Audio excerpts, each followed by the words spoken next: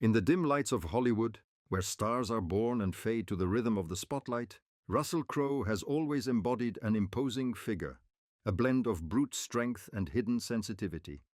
Born on April 7, 1964 in Wellington, New Zealand, a city swept by the winds of the Pacific and surrounded by rolling green hills, he climbed the ranks of cinema with a determination forged in adversity. An Oscar-winning actor for his role in Gladiator, a musician in his spare time, and a family man, Crowe has navigated public triumphs and private torments. 7 years after his divorce from Danielle Spencer in 2018, persistent rumors have circulated about his romantic life, whispers in the halls of festivals and echoes on social media. Recently, in an intimate interview with a select group of journalists, he broke the silence. "Yes, she is the true love of my life." These words, spoken with unexpected candor, resonated like a bolt from the blue in the entertainment world. They reveal a 61-year-old man who, after years of apparent solitude, is embracing a new passion.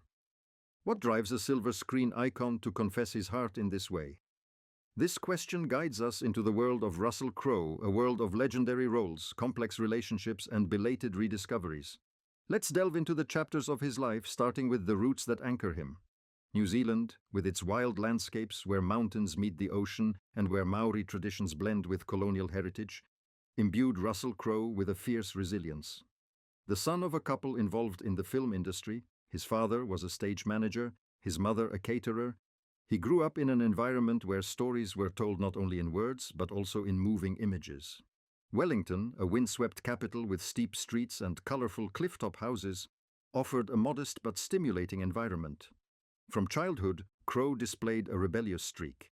He sang in local pubs, imitated accents to amuse his friends, and dreamed of stages bigger than the city's amateur theaters.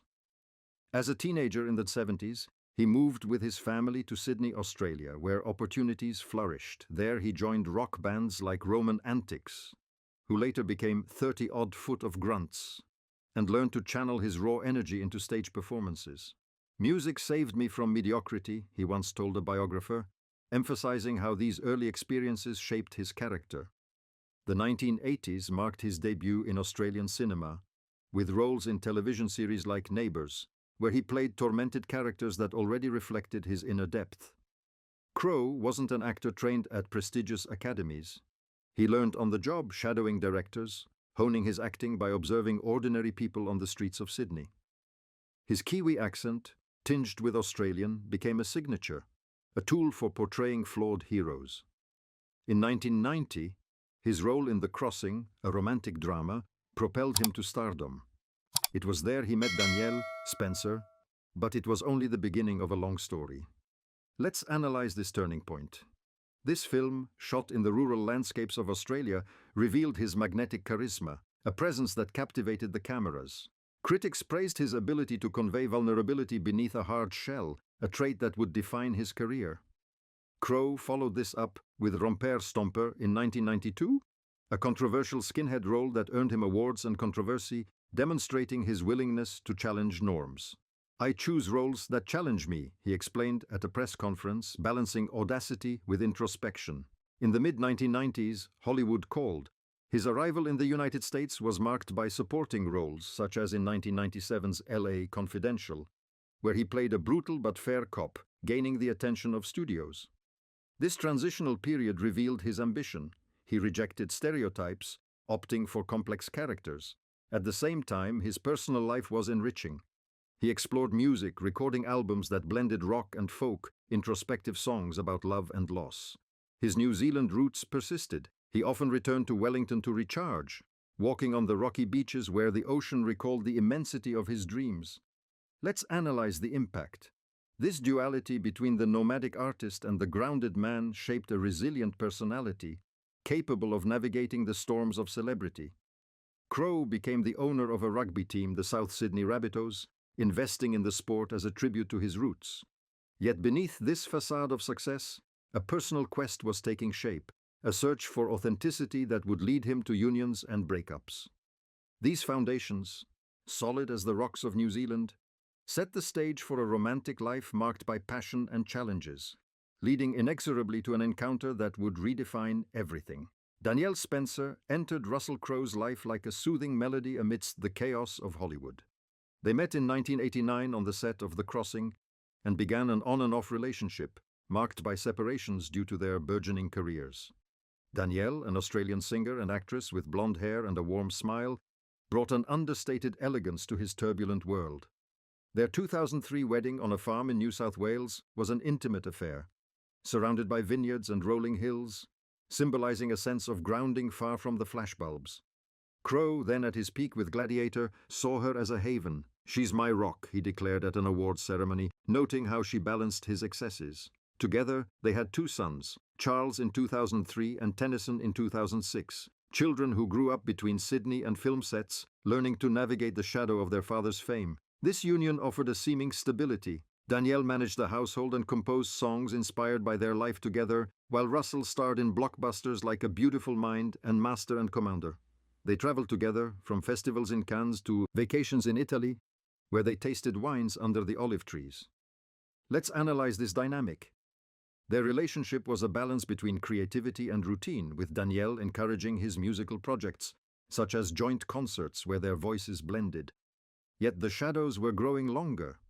Fame weighed on him, rumors of infidelity circulated, amplified by the tabloids, and Crowe struggled with his impulsive temperament, such as during incidents with paparazzi. "The pressure is immense," he admitted in an interview, revealing the cracks beneath the polished surface.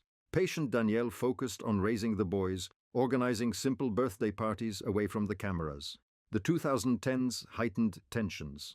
Russell, involved in films like Les Miserables, spent months away while Danielle pursued her solo career, releasing albums that explored melancholy. Their life in Sydney, on a sprawling property overlooking the harbour, became a refuge, but also a cage. The children were growing up, Charles with an interest in sports, Tennyson in music, and the couple ensured their normalcy. "We prioritize family," Crowe said at a charity event, masking the growing disputes. "Let's analyze the causes." Geographical distance, artistic egos, and media pressures were eroding harmony. In 2012, the separation was announced, followed by an amicable divorce in 2018 with joint custody. Danielle moved out, reinventing herself as an independent musician, while Russell faced loneliness. "It was inevitable," he confided later, balancing regret and acceptance. These years, rich in family joys but darkened by the demands of stardom, left scars, preparing fertile ground for an unexpected renewal. After his divorce, Russell Crowe entered a phase of reinvention, marked by subtle signs of evolution. Living between Australia and the United States, he focused on a variety of film projects, such as 2023's The Pope's Exorcist, in which he played a tormented priest, perhaps reflecting his own inner demons. Friends noted increased introspection. He was spending more time in New Zealand, hiking in the rainforests of Wellington, seeking peace in nature. "I need to refocus," he confessed during a television appearance, signaling a move away from Hollywood parties. His music took on a more personal tone. Songs composed alone on guitar explored loss and renewal, performed at intimate concerts in Australia. Then came 2020, marked by the pandemic, which amplified the isolation. Crowe, confined to his farm, communicated with his sons via video calls, strengthening the paternal bond but accentuating their romantic loneliness. Rumors of fleeting flirtations circulated, but nothing lasting. Let's analyze this shift. He invested in environmental causes, planting trees on his properties, and became more involved in rugby, attending matches with renewed energy. Brittany Theriot, whom he met in 2013 on Broken City, reappeared in his circle, initially as a friend. She, a Louisiana-born actress with expressive eyes and a burgeoning career, brought a freshness that contrasted with her past. Their exchanges began innocently, discussions about scripts, walks in Sydney. "She makes me laugh," he confided to a close friend, a sign that the post-divorce routine was crumbling. The cracks widened in 2021. Photos showing them playing tennis with knowing gestures fueled speculation. Crowe, usually discreet, posted cryptic messages on social media, evoking the unexpected joy. Danielle, for her part, maintained a cordial friendship for the children, but Crowe felt a void filled by this new connection. He traveled more, from festivals in Toronto to music tours in Europe, sometimes bringing Brittany along. Let's analyze the evolution. His figure slimmed down, a sign of diet and exercise, symbolizing a physical and emotional renewal. Interviews revealed a vulnerability. "Divorce taught me to seek authenticity," he said in 2022, balancing introspection with optimism. The children adjusted, meeting Britney at family dinners, and Crowe ensured harmony. Yet the press scrutinized, forcing increased discretion. These signs, combined, indicated a shift from enforced stability to a quest for passion, leading to a confession that would break the shackles of the past. The filming of Broken City in 2013 on the bustling streets of New York City with its towering skyscrapers and bustling avenues marked the first crossing of paths between Russell Crowe and Britney Theriot. She, then a 21-year-old actress from Louisiana, with roots in the humid bayous where jazz resonates and Cajun traditions permeate the air, brought a new vitality to the set. Britney had studied at the University of Louisiana, training in theater with a passion for nuanced roles, and this film represented a major opportunity. Crowe, already an established star, played a corrupt politician, and their scenes together revealed an immediate, if platonic, chemistry. "She has an authentic presence," he noted then, little suspecting that these words foreshadowed a shared future. Britney, for her part, admired his professional intensity, observing how he transformed each take into a visceral performance. 7 years later, in 2020, as the world went into lockdown, their paths crossed again. Britney had moved on. She'd starred in independent series, explored producing, and developed an interest in writing screenplays inspired by the cultures of the American South. Based in Los Angeles with its palm trees and sun-drenched boulevards, she led a low-key life, away from the intense spotlight. Crowe, newly divorced, reached out to her about a potential project, but conversations quickly turned personal. They exchanged messages about resilience in the face of isolation, she sharing anecdotes from her youth in Louisiana, he reminiscing about his returns to New Zealand. Let's analyze this reconnection. The pandemic accelerated their rapprochement, transforming virtual calls into deep confidences. Britney, with her soft accent and playful humor, offered a refreshing contrast to Crowe's gravity. They finally met in Australia, where she visited his farm, walking among the eucalyptus trees and vineyards he cultivated. This encounter rekindled something in Russell, a spark of adventure he thought had died out. Britney introduced him to new perspectives, like books on Cajun philosophy or folk music she adored. Together, they explored Sydney, dining in hidden restaurants overlooking the Opera House, discussing films until dawn. "She makes me see the world differently," he confided to a friend, marking an emotional awakening. Let's analyze the impact. Britney, 28 years younger, brought a youthful energy without superficiality. She encouraged Crowe to return to music with a lighter touch, composing improvised duets. Their shared travels, from the French Riviera to hiking in New Zealand, strengthened their bond. She photographed the landscapes, telling him stories of her childhood. Crowe's children gradually got to know her, charmed by her kindness at family barbecues. Yet doubts arose. The age difference fueled gossip, but strong Britney ignored the criticism, focusing on their authentic connection. Russell's awakening was multifaceted. Physically, he adopted a healthier lifestyle, losing weight while walking with her. Artistically, he chose more introspective roles, such as in Nuremberg 2025, inspired by their discussions about history. Britney, influenced in turn, resumed writing classes, co-writing ideas for scripts. Their relationship, kept secret at first, blossomed in private. Evenings cooking Louisiana dishes, nights watching classic films. Let's analyze the transformation. Crowe, once haunted by the shadows of divorce, found in her a partner who valued his vulnerability. She, ambitious but grounded, saw in him a mentor and a lover. This alchemy culminated in a discreet marriage proposal, symbolized by a sparkling ring she wore at rare events. The encounter, which had changed everything, was not a whim but a rebirth, paving the way for a public confession that would shake the entertainment world. On October 8, 2025, at a private screening in Toronto for Nuremberg, Russell Crowe chose to break the accumulated silence. Surrounded by colleagues and a few select journalists, in a room with dim lights and red velvet seats, he answered an innocuous question about his personal life with unexpected frankness. "After 7 years, I can say that Britney is the true love of my life," he declared, his deep voice echoing in the surprised silence. Danielle, informed in advance out of respect for their children, had given her tacit consent, maintaining an elegant distance from Sydney.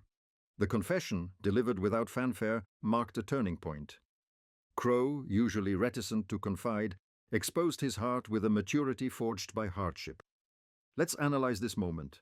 It reflected a catharsis, releasing years of rumors in a simple statement, balanced by an homage to his past with Danielle. The ripples spread instantly. Social media went wild, fans posted messages of support, while tabloids headlined the star's new romantic chapter. Britney, present at his side, smiled discreetly, her ring sparkling in the flashes.